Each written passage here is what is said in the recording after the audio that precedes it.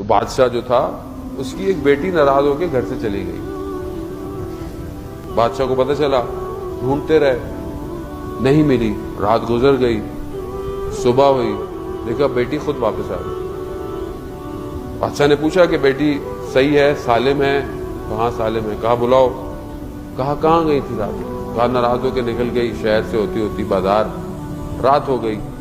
رات ہوئی تو بازار کے اندر ایک دروازہ کھلا ہوا تھا اور اندر سے روشنی آ رہی تھی, تو میں وہاں چلی گئی.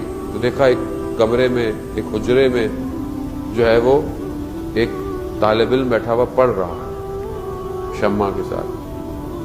تو کہتے ماما چلی گئی اور میں نے وہاں رات گزاری. کہا اس نے تمہیں دیکھا؟ کہاں اس نے ایک دفعہ دیکھا جب میں گئی. کہا اس نے کھانے کو کچھ دیا؟ کہاں اس کے پاس پیاز اور روٹی تھی. کہا اس نے کیا کھایا؟ کہا اس کے پاس اتنا ہی کھانا تھا جو اس نے مجھے دیا. کہا اس نے اور کچھ نہیں کیا؟ کرن نہیں.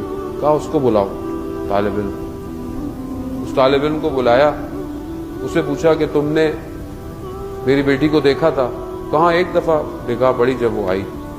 کہا کیسا آخر کیا وجہ تھی کہ پوری رات وہ تمہارے کمرے میں رہی, تم نے اس کو دیکھا تک نہیں دوبارہ؟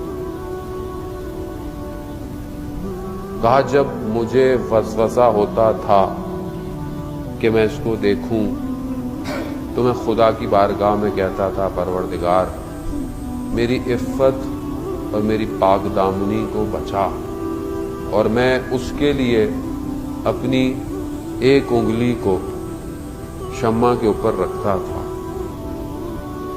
اور اس طرح میں نے پوری رات گزار دی. پھر اس نے اپنے اندر سے اپنا ہاتھ نکالا, اس کا پورا ہاتھ جلا ہوا تھا. خوف خدا.